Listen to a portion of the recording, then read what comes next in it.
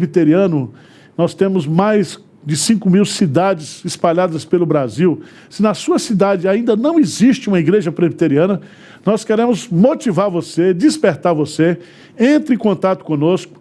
Nós iremos fornecer para você todo o treinamento, todo o material, para que você possa começar a trabalhar aí na sua cidade, o plantio, o começo de uma nova igreja.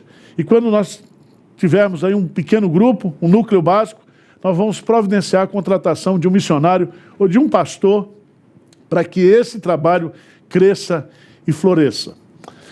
Hoje nós temos um programa muito especial, né? Plantando igrejas entre os imigrantes. E hoje nós vamos entrevistar o pastor Diogo. Ele é de descendente de japonês. Ele já trabalhou plantando igreja no Japão. E alguns anos atrás, ele foi para os Estados Unidos estudar. E ali, na cidade de Filadélfia, ele começou o plantio de uma igreja presbiteriana com apoio da denominação PCA. E se Deus quiser, se for da vontade dele, agora em outubro, essa igreja vai ser organizada, depois aí de uns 5 anos de trabalho. Então nós vamos bater um papo hoje com o Diogo, e ele vai contar a experiência do que é trabalhar num país, numa cidade tradicional como a Filadélfia, que é uma cidade importante da Pensilvânia, uma cidade histórica, sede do seminário de Westminster, e ali ele está ali com a sua esposa e sua filhinha, já há alguns anos, com apoio do presbitério da Filadélfia, plantando uma igreja. Então, vai ser uma experiência maravilhosa, eu espero que você fique conosco. Você que está nos assistindo aí dos Estados Unidos, qualquer parte do mundo, há muitos pedidos aqui, as pessoas passam, abrem uma igreja em Portugal, abrem uma igreja na França, abrem uma igreja na Suíça, e nós não temos condições, mas você, se você quiser, nós podemos treinar você, motivar você, para você começar aí, no país que você mora, na cidade que você mora, uma igreja, tá bom? Vamos lá, nós começamos sempre com uma meditação na palavra de Deus. E Jesus pregou um sermão que é chamado o sermão profético. E ele está indo para a cruz, ele chega à cidade de Jerusalém, ele se dirige ao Monte das Oliveiras, e ali ele é questionado pelos seus discípulos, né, quando se daria o fim do mundo. E ele apresenta, né, através do seu sermão profético, Mateus capítulo 24, capítulo 25, alguns sinais, né, que apontam, que indicam que Jesus Cristo está voltando.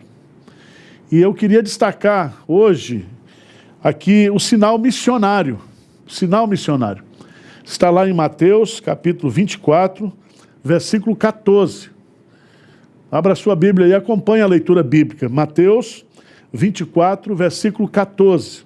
Diz assim: e será pregado este evangelho do reino por todo o mundo, para testemunho a todas as nações. Então virá o fim. Muitas vezes, quando a gente fala sobre escatologia, nós ficamos muito preocupados com os sinais que estão relacionados à natureza, os cataclismas da natureza, fome, peste, terremotos, etc. Muitas vezes nós ficamos preocupados também com essa questão do surgimento e o crescimento do falso ensino religioso, do surgimento do anticristo, da perseguição contra a igreja, os crentes. Mas eu queria destacar nesta noite esse foco importantíssimo, que é o foco missionário. Jesus Cristo só virá, conforme ele coloca aqui, quando o evangelho do reino for pregado para testemunho de todas as nações. Então, nós hoje somos uma geração privilegiada, porque além da imprensa, além dos recursos da TV, nós temos agora os recursos das mídias sociais. E nós podemos, falando aqui de São Paulo, neste momento, nós podemos alcançar o mundo, né? E essa mensagem que nós pregamos aqui hoje, ela fica disponível nos canais de YouTube.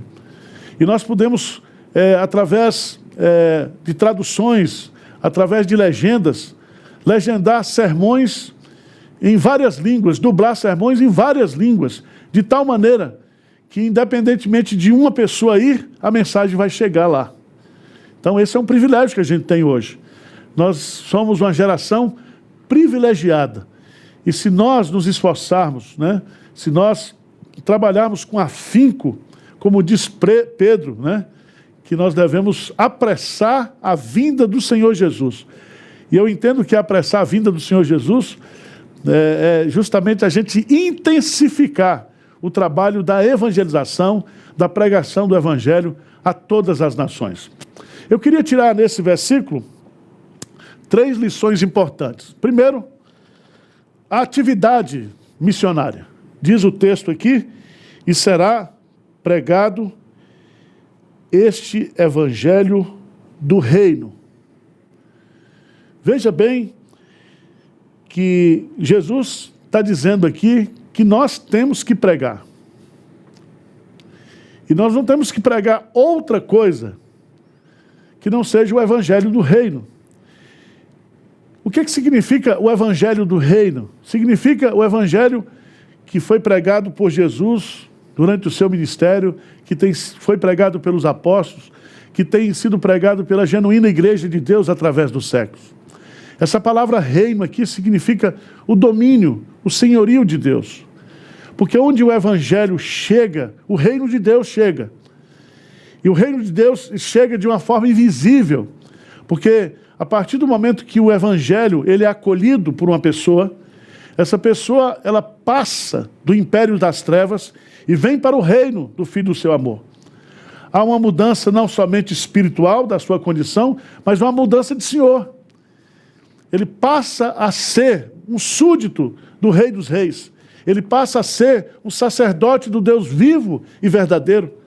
Então, o Evangelho do Reino significa o Evangelho do senhorio de Cristo, do domínio de Cristo.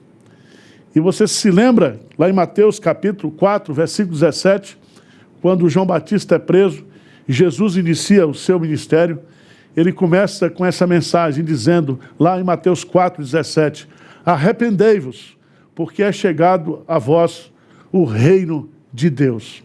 Então, nós como igreja, não temos que pregar o Evangelho da prosperidade, o Evangelho da cura, o Evangelho, de uma certa forma, desvirtuado, desfocado da centralidade do senhorio de Jesus Cristo. Quando nós pregamos o Evangelho, o verdadeiro Evangelho, a pessoa precisa crer no Senhor Jesus Cristo. Você se lembra da pergunta que o carcereiro fez, né, para Paulo e Silas? Que farei? Ou que devo fazer para ser salvo? E Paulo responde, crê no Senhor Jesus.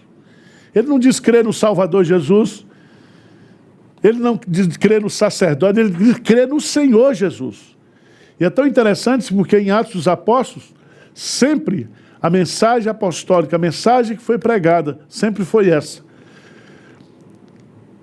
Sujeição, submissão, rendição ao Senhor Jesus Cristo. Então, quando o verdadeiro Evangelho é pregado, as pessoas elas se tornam servas, elas se tornam escravas, elas se tornam súditas do Senhor Jesus Cristo. Jesus Cristo passa a ser o Senhor da vida dessa pessoa.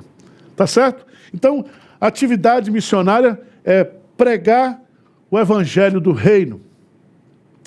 Mas, em segundo lugar, nós aprendemos aqui qual é a geografia missionária. A quem nós devemos pregar?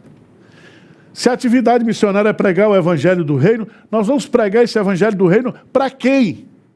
E a resposta no texto está muito clara. Por todo o mundo.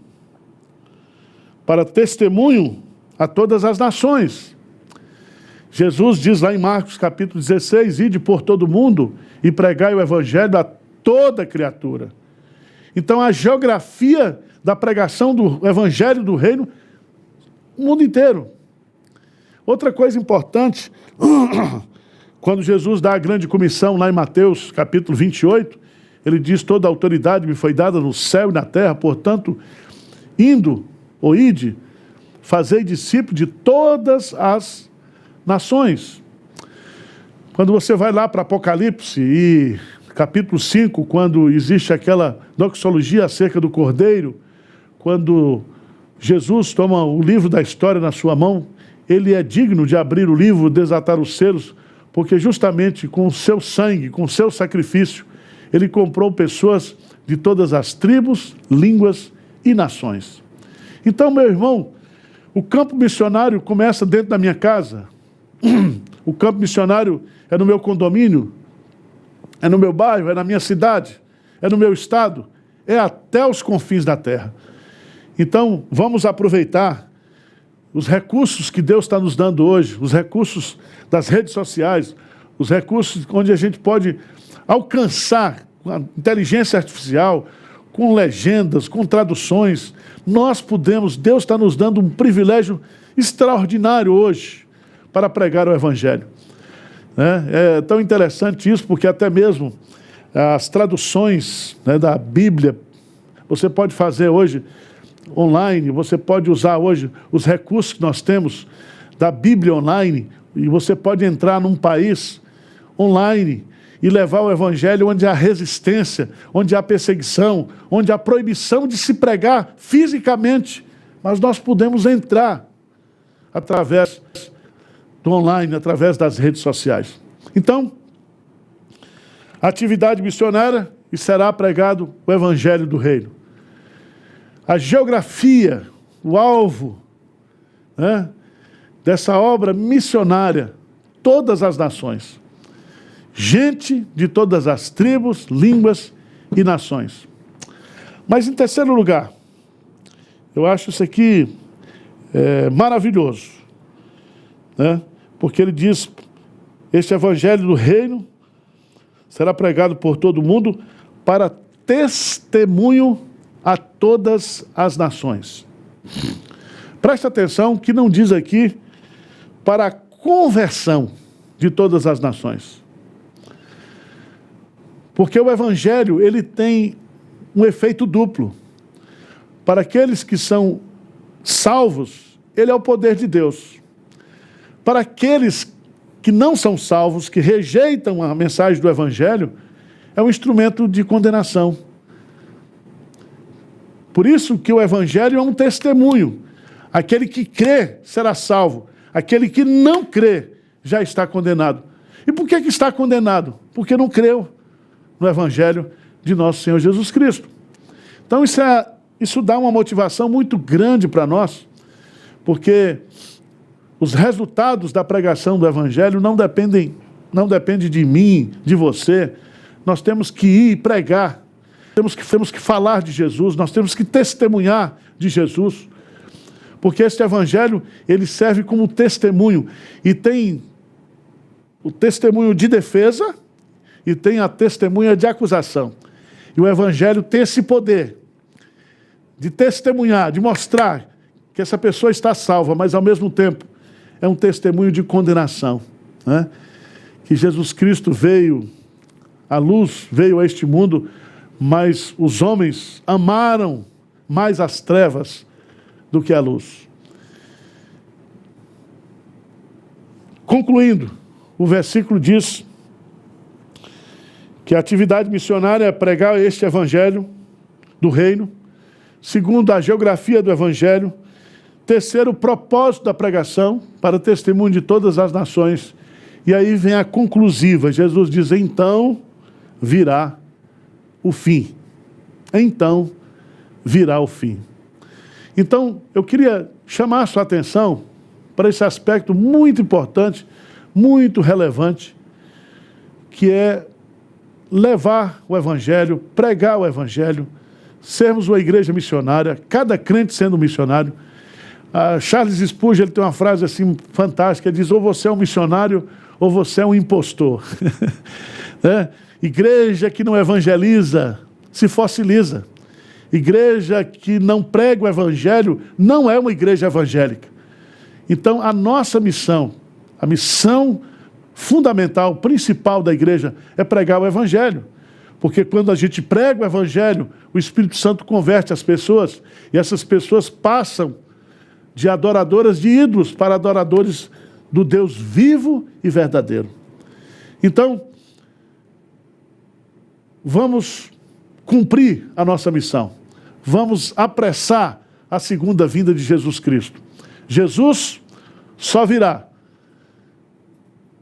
quando a igreja cumprir a sua tarefa missionária. Que Deus abençoe você, que você seja um missionário de Deus, que você tenha consciência da responsabilidade, do compromisso que nós temos de pregar o Evangelho a todas as nações. Tá bom? Fica conosco aí, que Deus abençoe sua vida, não saia, continue aí, nós vamos ter um intervalo e logo depois nós voltamos com a entrevista com o pastor Diogo. Um grande abraço. A campanha de expansão da Igreja Presbiteriana de Pinheiros continua. Compramos mais uma casa comercial que ainda precisa ser quitada.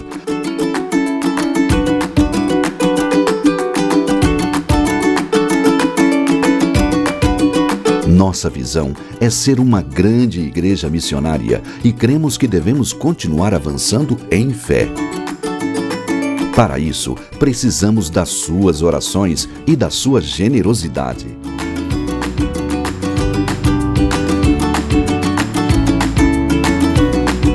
Se você é abençoado pelas pregações, louvores e estudos bíblicos, queremos te convidar a ofertar. Faça sua doação para a conta que aparece na tela e participe da campanha de expansão da Igreja Presbiteriana de Pinheiros. Juntos, fazemos uma grande igreja missionária.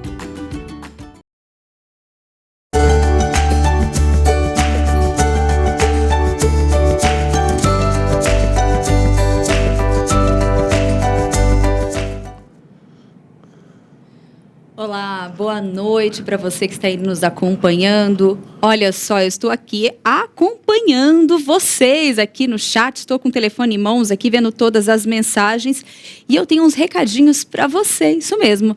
Você que está aqui assistindo, você é um missionário. Você pode participar do sorteio dos livros. Tenho 2 livros hoje para você poder participar desse sorteio. Basta você clicar.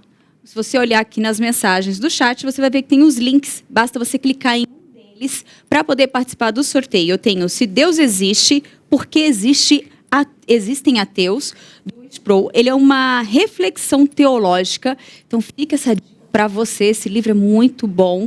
Eu tenho também o outro livro, é Alegria no Senhor, do Leonardo Sayum. Ele é uma exposição bíblica de sermões das cartas de Filipenses. Então, olha só, 2 livros excelentes e você pode participar e pode ser um ganhador até o final do programa. Então, já sabe, é só acessar ali no chat, tem o link, clique e participe. Lembrando que durante o programa você pode enviar sua pergunta, seu comentário, isso mesmo, participe da programação, participe dessa conversa. Em alguns momentos eu posso ler sua pergunta, seu comentário aqui para o reverendo, e então você pode tirar suas dúvidas. Você que às vezes mora fora do país, do Brasil, tem vontade ou tem planos de implantar uma igreja fora, né? Mas não sabe como. Talvez esse seja um momento de você tirar todas as suas dúvidas ou quase todas, né? Vamos ver o tempo que nós teremos hoje para poder também tirar e você pode participar. Lembrando também, claro, olha quantos recadinhos. Embaixo do vídeo, gente, tem uma mãozinha. Você pode dar o seu like. Por que nós pedimos o seu like? Porque quanto mais pessoas curtirem o canal, curtirem esse conteúdo, esse vídeo pode alcançar mais e mais pessoas. E assim, nós também estaremos exercendo o nosso trabalho de missionários na internet. Isso não é muito bom? Bem, já dei alguns recados importantes, então vamos começar agora, né? O nosso programa Você é um Missionário, com o tema Plantação de Igrejas com Imigrantes. E quem vai participar desta conversa hoje com o reverendo Arival Dias Casimiro é o reverendo Diogo Inayashiro, isso mesmo. Inayashiro, da Filadélfia. Ele vai estar aqui nessa conversa tão especial, falando desse trabalho que tem os seus desafios e também tem os seus frutos, que são bênçãos. Então, agora eu passo a palavra para o nosso reverendo Arival Dias Casimiro. Alô, você, meu irmão, vamos dar continuidade aqui. Eu quero saber se o Nosso pastor já está no ar aí, já está encantado. Tudo bem, Diogo? Tudo bem com você? Olá, reverendo. Tudo jóia? Tudo bem, tá meu irmão? Estou lhe ouvindo. É um prazer, uma satisfação muito grande poder entrevistar você, principalmente nessa fase final que você está vivendo aí de plantação, de organização da igreja. Nós estamos muito felizes porque esse árduo trabalho aí de anos vai ser coroado agora no mês de outubro com a organização da igreja. Eu queria que você falasse um pouquinho sobre você, sobre sua esposa, sua filha, quantos anos vocês... Faz um resumozinho aí da sua vida. Você é de que lugar aqui no Brasil? Você foi para o Japão, voltou, foi para os Estados Unidos. Conta um pouquinho da sua vida aí. Primeiramente, eu quero agradecer, né, reverendo, ao senhor e a todos por essa oportunidade. É uma alegria a gente poder compartilhar acerca das bênçãos que Deus mesmo derrama em nossas vidas em relação ao seu reino, né? Isso é um privilégio, é uma bênção muito grande. Bem, meu nome é Diogo Inawashiro, meu pai é japonês, minha mãe é brasileira italiana, eu tenho essa mistura. Eu cresci em São Paulo, São Paulo capital, e eu fui para o seminário com 18 anos, né, aos 22 anos fui ordenado como pastor, e eu me casei no mesmo ano com a minha esposa, Bianca, né? Eu tenho uma esposa chamada Bianca, e minha filhinha chamada Sofia Ayumi, né? E agora, recentemente, há 2 meses atrás, nós soubemos que Deus nos deu mais um bebezinho, né? Nós estamos aí animados aí, com mais um soldadinho ou soldadinha de Cristo, né? E então, quando eu completei 22 anos, eu fiquei 1 ano como pastor licenciado aqui no Brasil, e assim que eu fui ordenado, depois de 6 meses, eu fui enviado como missionário no Japão. E lá a gente trabalhou, né, com plantação de igreja, e por volta de 2013 a gente começou a ver que o trabalho precisava, no contexto do Japão, era importante nós termos também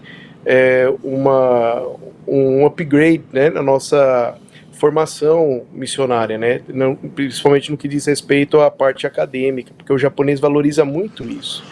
Então, trabalhando com imigrantes, lá eu trabalhei com imigrantes, e a maioria dos imigrantes japoneses que estão no solo japonês, eles são como eu, ou são descendentes, são filhos, né, ou são mestiços como eu, ou são pai e mãe japonês. Então, os brasileiros que eu trabalhei lá no Japão é totalmente diferente dos brasileiros que eu trabalho aqui nos Estados Unidos. É diferente. Porque a maioria dos brasileiros que a gente trabalhava no Japão, a maioria eram brasileiros, mas mais assim, com ascendência japonesa, com princípios, cultura, forma de pensar, né? E nesse período que nós ficamos lá no Japão foi bênção, foi muitas lutas. Eu nunca tinha participado de uma plantação de igreja. Eu naquele período eu tinha mais uma formação convencional do que uma formação missional. Mas mesmo assim, Deus, pela sua graça, me deu a oportunidade de começar, né, entrar nessa linha mais missionária, mais missional. Eu fui depois para o Brasil, no ano de 2011, receber treinamento. Eu participei de todos os cursos possíveis que eu podia participar, de discipulado, de plantação de igreja, né, Mas no Brasil. Vamos focar um pouquinho no trabalho aí nos Estados Unidos, né? A gente sabe, nós temos um contingente de brasileiros muito grande hoje morando nos Estados Unidos, gente que já está aí há 20, 30, 40 anos, né? E principalmente nessas cidades aí do Nordeste, eu chamo do Nordeste americano, né? Principalmente em Boston, e aí em Filadélfia, que é uma cidade histórica, né? Foi onde foi assinada a independência, a Constituição, tem o sino da independência aí, né? E tem um sanduíche maravilhoso aí de carne. É isso aí, o fish steak. E também nós temos aí, que para nós brasileiros, o Seminário de Westminster, que é uma escola de muita tradição. Exato. Você estuda lá. Agora, qual é o maior desafio, meu irmão, de plantar uma igreja com brasileiros nos Estados Unidos? Porque a gente sabe que grande parte dos brasileiros vão de uma forma clandestina, outros vão só com o propósito de ganhar dinheiro, né?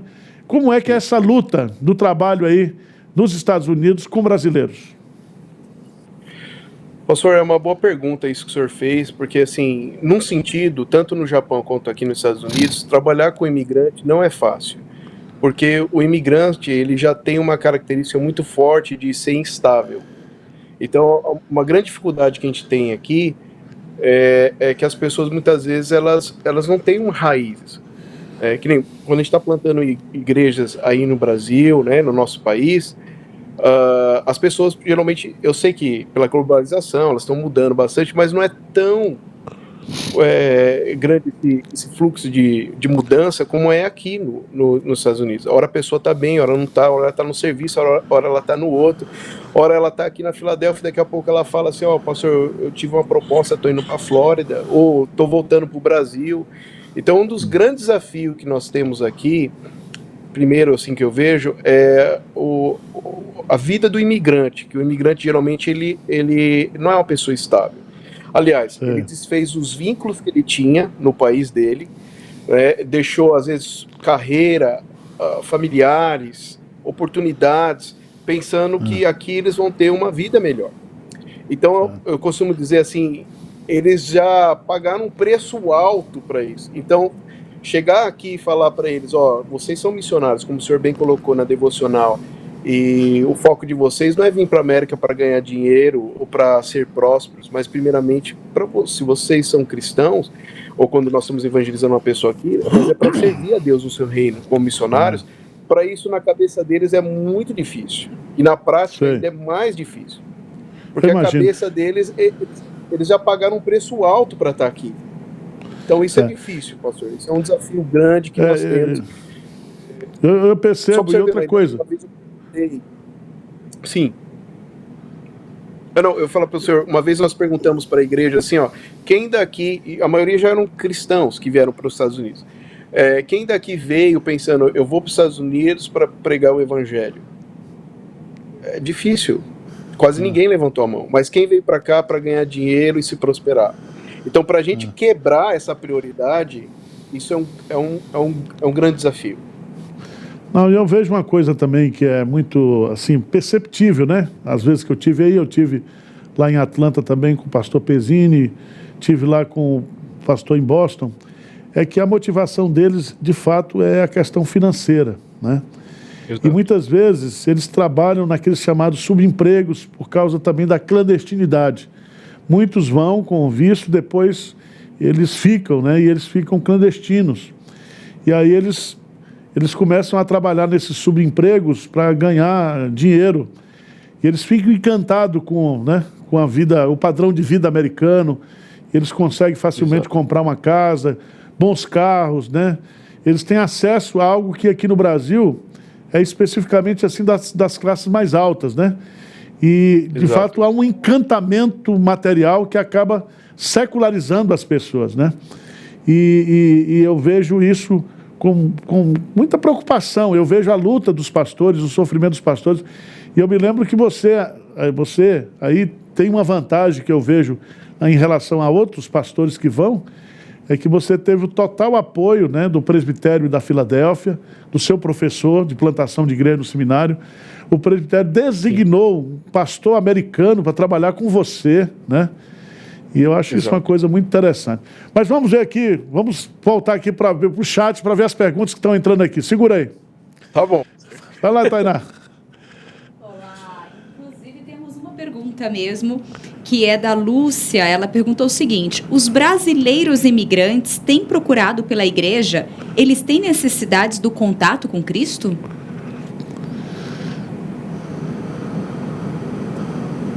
Essa pergunta, assim, eles têm procurado a igreja? Tem, mas o que a gente percebe é que a maioria das vezes que eles têm procurado a igreja não é por causa de Cristo. Igreja que, infelizmente, na América, a gente percebe é que ela virou, assim, um grande negócio para o imigrante, no sentido, ele chega, é o lugar onde eu vou ter contato para conseguir serviço, conseguir local para morar, né? E então a gente percebe, ou para alguém me socorrer. Então, geralmente quando a pessoa chega aqui na América, ela procura uma igreja, mas assim, dificilmente pela motivação certa. E por incrível que pareça, a maioria das igrejas aqui, parece que elas focam nisso. É os problemas que a gente tem até no campo missionário transcultural mesmo, né? E às vezes o missionário focar tanto na assistência social que a igreja, o missionário já ficar conhecido só por isso e ele já fecha uma barreira até mesmo para ele poder falar do evangelho, né? Ô Diogo, uma coisa que tem acontecido aqui no Brasil, tem acontecido no mundo também, nessa questão transcultural, é a situação das novas gerações, né? Então, por exemplo, eu tive contato aí com algumas famílias que saíram aqui do Brasil há 20, 30 anos, estão aí, e os filhos não têm mais nenhum vínculo com o Brasil, né? E eles, e quando você tem uma igreja, por exemplo, que foca só em culto em português, só para alcançar o imigrante brasileiro, esses filhos acabam saindo da igreja. Eu estou falando isso porque esse fenômeno aconteceu aqui em São Paulo com a comunidade coreana. Há muitas igrejas coreanas que elas estão fechando porque os filhos e os netos não são mais coreanos. Eles já têm uma cultura brasileira, eles casaram com brasileiros, eles já têm uma vida, né, assim, tipicamente. Então, uma das dificuldades que eu vi aí, no trabalho de vocês, é que ao fazer cultos em brasileiros, vocês acabam alcançando essa geração que vai, mas acaba muitas vezes perdendo o foco, a não ser que, de fato, a igreja tenha também cultos, né, tenha mensagens, tenha atividades em inglês para segurar essa turma. Como é que você vê isso? Muito boa pergunta, pastor. E o que o senhor falou que aconteceu com os coreanos aí no Brasil também aconteceu aqui, principalmente aqui a gente vê nos Estados Unidos. Tanto é que o meu professor, Bruce Finn, que foi o coordenador de plantação de igreja há 25 anos, né, aqui na região da Filadélfia, ele falou que ele viu isso nitidamente. As igrejas coreanas que ficaram só no coreano, elas estão assim fechando ou quase fechando. Mas as coreanas que conseguiram já começar a colocar a nova geração, né, em inglês, porque eles são americanos, né? Nossos filhos estão aqui, eles vão acabar crescendo aqui, eles são americanos.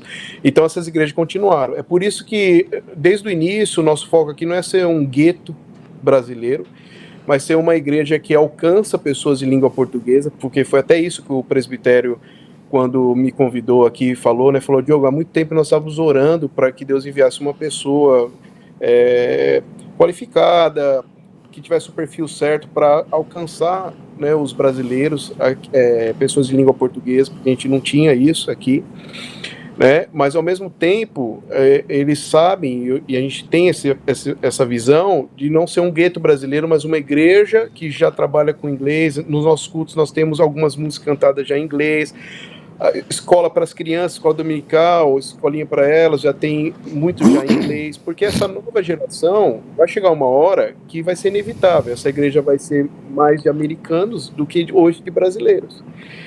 Agora, qual a importância de nós termos essa igreja em português? Porque a gente percebe, é a língua do coração, né, pastor? A gente fala isso muito missionário, né? Tem pessoas na nossa igreja que o inglês para ele não é barreira, já está aqui há 25 anos, 30 anos, mas a língua do coração. E um grande erro, aproveitando, que acontece aqui nos Estados Unidos, as pessoas chegam e falam, eu quero aprender inglês, e vai para uma igreja americana. Só que eles não entendem o que está sendo pregado, porque não é fácil. Eles não entendem os estudos, eles não conseguem ser discipulados, e eles começam a definhar, já com o contexto imigrante que é difícil, eles começam a definhar. E eu costumo dizer o seguinte, se quer aprender inglês, você tem a semana inteira para aprender, mas não deixa de buscar a Deus numa igreja que você pode entender, que você pode ser acompanhado, que você pode ser entendido no seu contexto. E é por isso que a Igreja Presbiteriana Cristo é Rei da Filadélfia está aqui, para suprir essa necessidade, mas ao mesmo tempo já pensando na geração futura, que nós entendemos que vai ser mais de americanos. Tá muito bom. Graças a Deus pela sua vida, da sua esposa, sua filhinha, e agora o rebento que está vindo aí. Vamos ver se mais alguma pergunta que nós temos aqui. Por favor, Tainá. Vamos lá.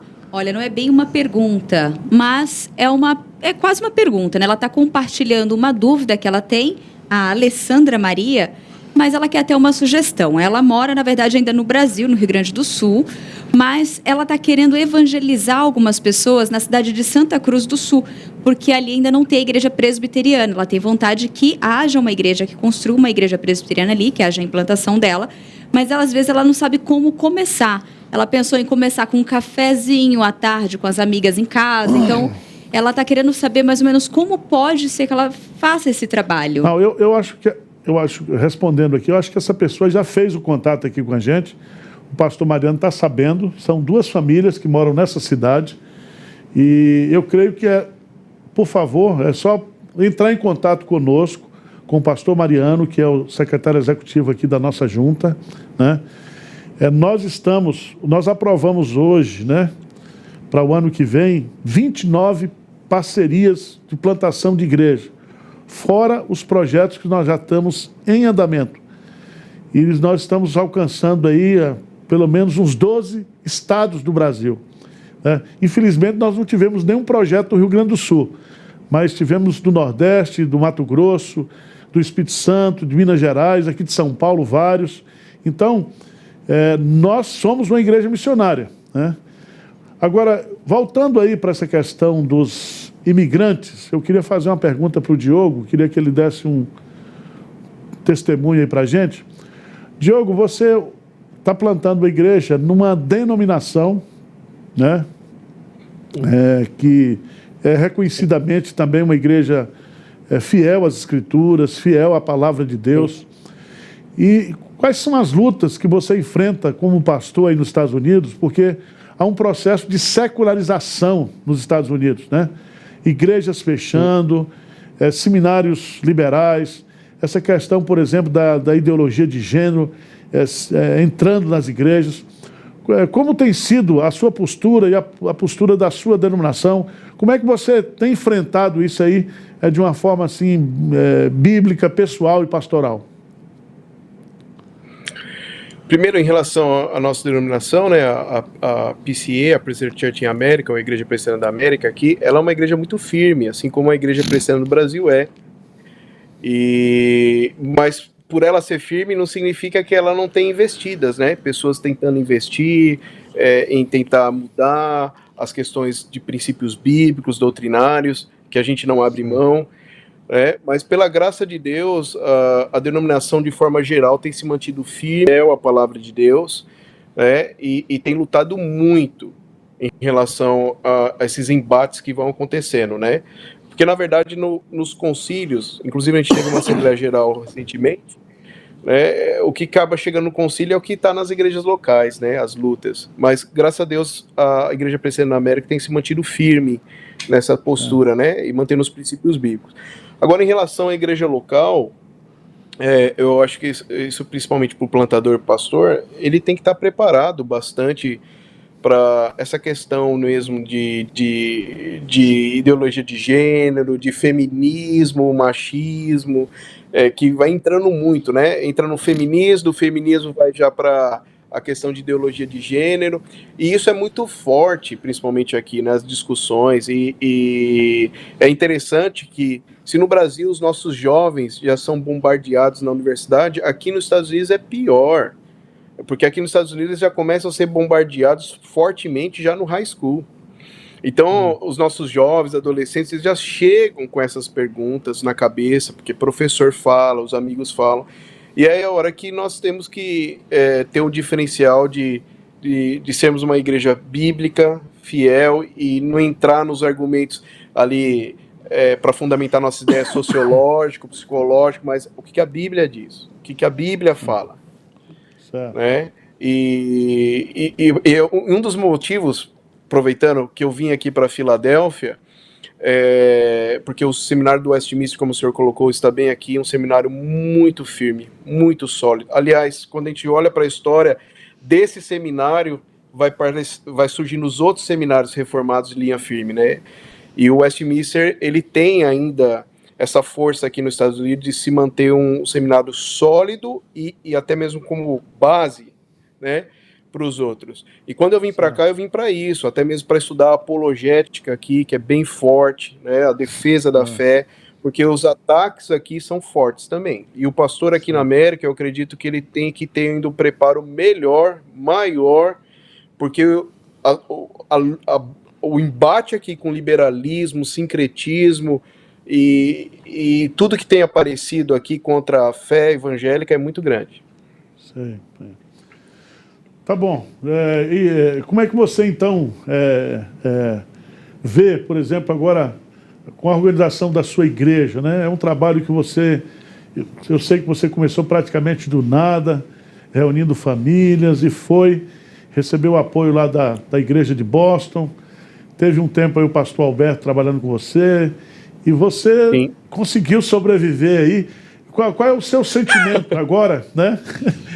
Eu tive aí com você duas vezes Meu com você Deus. aí, e você estava numa crise, pastor, eu vou, não vou, vamos, rapaz, e agora você Deus está coroando, né? Quando eu estive aí, na última vez, a direção do presbitério esteve lá para lhe dar apoio, né?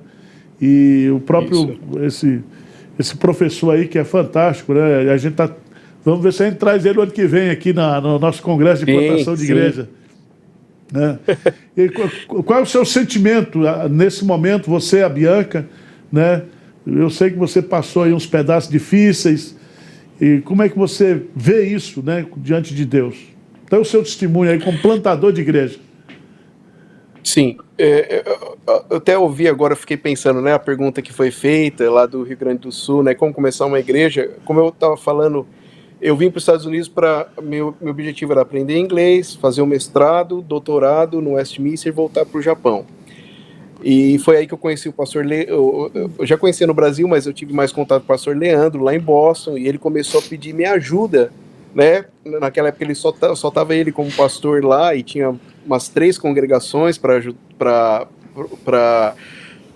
ele dirigir, né? E eu lembro que eu viajava com a minha esposa a cada 15 dias. Eu viajava da Filadélfia no fim de semana para Boston, ajudava o Leandro e voltava na segunda. Eu fiquei fazendo isso durante 8 meses. Mas, ao mesmo tempo, quando a gente estava aqui na Filadélfia, a gente tem amigos. E como a gente é missionário, a gente não deixa de falar do Evangelho de Cristo, né? É natural, tem que falar. E nesses amigos, principalmente não crentes, eles falam: Diogo, não tem nenhuma igreja aqui, né? Dessa linha, como você está ensinando, uma igreja presbiteriana. E foi quando eu descobri que aqui, não sei se vocês sabem, uma curiosidade, o maior estado presbiteriano dos Estados Unidos é a Pensilvânia, é onde nós estamos. A primeira igreja presbiteriana dos Estados Unidos está na Filadélfia. O maior museu presbiteriano está aqui na Filadélfia. E olha que interessante, vamos dizer assim, no estado e na cidade mais presbiteriana dos Estados Unidos não tinha uma igreja presbiteriana de língua portuguesa. Tanto é que quando eu cheguei para o presbitério, junto com o pastor Leandro, que veio aqui me dar toda a força, respaldo, eles falaram: Diogo, a gente estava orando, a gente não tinha uma igreja de língua portuguesa nossa aqui, porque não tinha alguém, né, com perfil de plantador e tudo. Então o senhor sabe, o senhor acompanhou lutas e os pastores mais experientes, que estão há 50 anos de ministério aqui, não é que tem 50 anos de idade, 50 anos, como o pastor Renato Bernardes, que é o líder da rede de língua, a RIUP, Rede de Igrejas de Língua Portuguesa da PCA, ele falou, né, uma vez, que plantar uma igreja aqui é como se fosse pelo menos plantar 2 no nosso país. E a dificuldade que é, a complexidade que é. Então o senhor acompanhou as lutas, provas, mas 2 coisas foram importantes. Primeiro, vida com Deus. Se a gente não tem vida com Deus, a gente não aguenta, pastor. É muita luta. E no meio das provas, das dificuldades, a gente é muito tentado deixar Deus de lado e tentar fazer por nós mesmos. Mas não funciona assim. Segundo, o apoio total que eu recebi da minha liderança, seja o meu conselho provisório, né, com pastores presbíteros americanos, seja do meu presbitério de forma geral, né, e esse coordenador, principalmente o Bruce Finn, esse apoio me ajudou muito, e pessoas como o senhor, né, sem contar o Leandro, que vieram aqui e nos ajudaram. Então, quando a gente olha agora, depois de tudo, Covid entrando, logo que chega assim, agora a igreja vai pro Covid, você fala: agora acabou tudo, né? Mas olha que coisa, na hora do Covid foi que as nossas igrejas mais fortaleceram. E olha que detalhe, porque olha que interessante, posso estar enganado, mas muitas vezes as igrejas querem manter os membros com evento, com show, com isso, e eu entendo que isso é cabível, mas não pode ser a essência da igreja. Mas na hora que não pôde mais fazer isso, show, tá, não pode se reunir, onde o pessoal foi buscar onde tinha comida. Tinha comida sólida. Palavra de Deus. E foi aí que a nossa igreja mais fortaleceu. Então, no Covid, a nossa igreja cresceu. Ela aí que ela fortaleceu. Né? Porque o que dava a mesma esperança, e que dá, é a palavra de Deus. E foi onde, pela graça de Deus, essa igreja tem mantido firme a Cristo e sua palavra. Então, olhando hoje, vendo essa grande possibilidade, né, de nós já sermos uma igreja estabelecida agora em outubro, eu falo possibilidade porque faltam os dois irmãos candidatos ao ministério, Flavian e Vinícius, né, passarem pela comissão do presbitério que vai avaliar eles. Se Deus permitir a gente estabelecendo essa igreja, assim, para nós, assim, é um sonho mesmo grandioso de Deus, sabe, pastor? Certo. De ver uma igreja bíblica, fiel às escrituras, né? Mais uma, né? Nós não somos os únicos aqui, mas mais uma sendo fiel ao Senhor e estabelecida. E uma igreja missional, porque o nosso propósito não é ser, pronto, plantamos uma igreja aqui, mas nós já estamos até com projetos de outras plantações de igreja, inclusive o presbitério conversando comigo, vendo possibilidades, que eles ficaram assim impressionados, né? Mesmo no Covid, em 4 anos, uma igreja imigrante estabelecendo, não é fácil. Então eles estão falando assim, olha, eu creio que pode avançar mais, tem mais lugares, tem brasileiro, então a gente está nesse espírito, pastor, de ao mesmo tempo assim, de alegria, mas também de temor, de assim, responsabilidade que nós temos, uma vez que organizar. Porque uma vez que organizar, agora, como a igreja de Pinheiro faz, precisa ter mais filhas. Isso.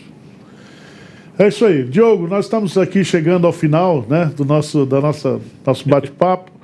É um privilégio muito grande conversar com você. Eu sei, dê um abraço na Bianca aí, que também ela tem um papel muito importante aí, apoiando você, né? Ela é uma guerreira aí ao seu lado. Sim. A sua filhinha. E também o americano, que eu esqueço o nome dele, o meu irmão de sangue, o Spencer. O Spencer. Esse Spencer eu queria trazer ele para Pinheiros, mas ele está indo lá para a Indonésia, né? Para Malásia, né? Para Malásia, ele está indo para Malásia, né? Mas ele prega muito bem em português, é um cara humilde, um servo de Deus. Eu sou fã desse cara aí, né? Um americano com alma de brasileiro, viu?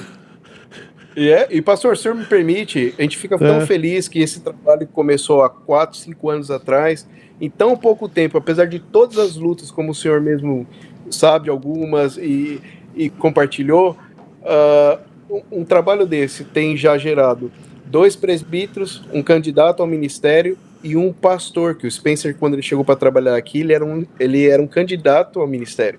E um pastor que agora vai ser missionário pela nossa agência missionária MTW, a Mission to the World. Então, olha quanto pouco tempo uma igreja imigrante tem sido um celeiro missionário. Eu estou muito feliz por isso.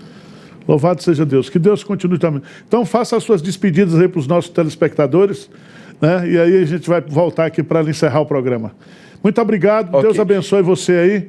Se der tudo certo, eu gostaria de estar aí. Se não der, a gente vai abençoar de longe aqui. Não, nosso desejo é que o senhor esteja nesse dia aqui, que vai ser um dia muito especial para nós, pastor. Nosso desejo mesmo é que o senhor esteja aqui, a gente vai estar em contato, tá bom? Tá bom. E pessoal, muito obrigado, que Deus abençoe. Ore por esse trabalho, não é fácil. Né? Às vezes a gente fala, vamos lá para os Estados Unidos, vai ser fácil. Não é. Principalmente pastor e plantador, você tem pensar assim com carinho, porque o trabalho acaba sendo dobrado, desgastante, porque a gente não está no nosso país. Tem muitos desafios para ser vencido. Mas é uma oportunidade para a gente pregar o evangelho, sim. Então, Deus abençoe e ore por nós. Mais uma vez, obrigado, pastor, obrigado, Igreja de Pinheiros. Nós louvamos a Deus pela parceria que nós temos. Grande abraço.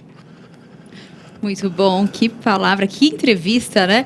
Todo mundo aqui, tem pessoas do Rio Grande do Sul, de Goiás, Rio de Janeiro, São Paulo, Pernambuco, Espírito Santo, Minas Gerais, todos aqui participando, deu mais de 200 pessoas aqui participando hoje dessa entrevista, desse programa. Lembrando que ainda dá tempo de você participar do sorteio. Clique no link que está aparecendo no seu chat e participe, porque o sorteio já será já daqui a pouquinho. Então, aproveite essa oportunidade. Vai aparecer o livro na sua tela, Alegria no Senhor, do Leonardo Sayum. Então, Olha só, gente, esse livro especial, ele é uma exposição bíblica. Então, se você tem interesse de ter esse livro para poder colocar ali mais um material para estudo, então essa é a oportunidade de você poder ganhar. Temos um outro livro também. Hoje nós temos 2 livros no sorteio, que é Se Deus Existe, Por que Existem Ateus? Do Sproul, isso mesmo, gente. Ele é uma reflexão teológica.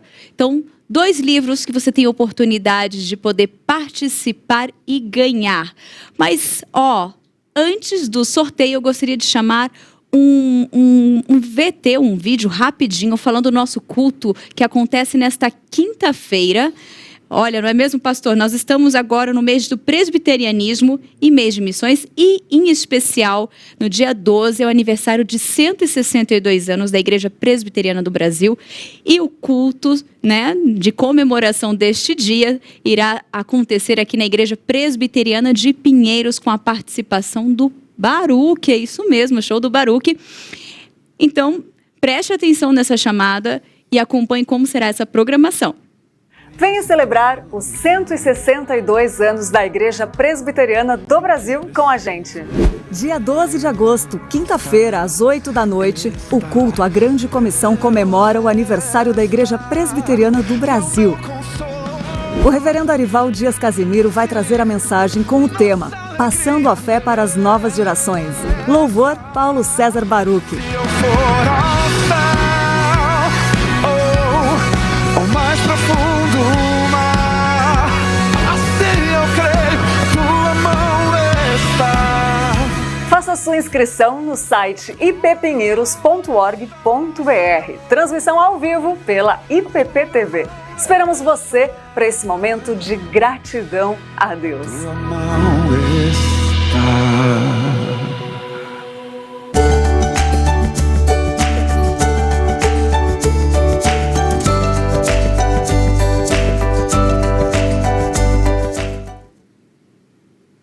Olha só que programação especial. Eu acho que as inscrições já encerraram, mas acesse o site ippinheiros.com.org.br e faça a sua inscrição. Caso não tenha, calma. Você pode acompanhar a programação aqui online pela nossa IPP-TV.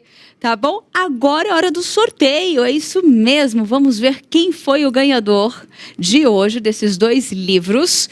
A Alegria no Senhor. Tá. Nós vamos fazer o sorteio agora da Alegria no Senhor. Vamos ver quem foi o ganhador deste livro. Mais um livro ali, mais uma literatura, para auxiliar nos estudos, no conhecimento.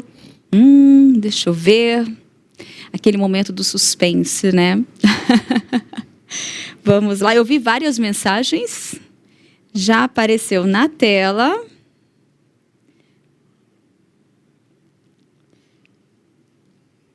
Olha só, a Bárbara Cortarelli foi a vencedora do livro Alegria no Senhor. É este livro aqui, do Leonardo Sayum. Um livro super especial, gente, que é uma exposição bíblica. E nós vamos entrar em contato em breve, então, para a gente poder encaminhar este livro. Vamos agora para o segundo sorteio. Se Deus existe, por que existem ateus? Vamos lá. Vamos lá. Tarararam. Felipe Afonso foi o ganhador deste livro do Sproul, gente. Ele é uma reflexão teológica. Então, olha só que especial. E ele, gente, ele é um livro bonito, um livro bom. Ambos escolhidos pelo nosso reverendo Arival Dias Casimiro. Então, eu quero desejar uma boa leitura, que Deus abençoe a vida de vocês com esses 2 livros. Lembrando que é importante que você curta esse vídeo, deixe um seu like ali no final para que mais pessoas possam ter acesso a esse conteúdo. Se você ainda não é inscrito no nosso canal, aproveite e se inscreva. Nós temos uma programação de segunda a segunda, com conteúdo já 24 horas por dia. Então, seja um parceiro missionário aqui da IPP-TV. Se inscreva. Lembrando que você é um missionário, está de volta na próxima terça-feira. Então, nós teremos o programa às 20 horas na próxima terça e nós te aguardamos. Fiquem todos com Deus. Voltamos com o pastor Arival para dar um tchau para vocês. Tchau para vocês. Se Deus quiser, na próxima terça-feira estaremos aqui. E siga a programação da IPP TV. Um grande abraço, muito obrigado. Deus abençoe sua vida.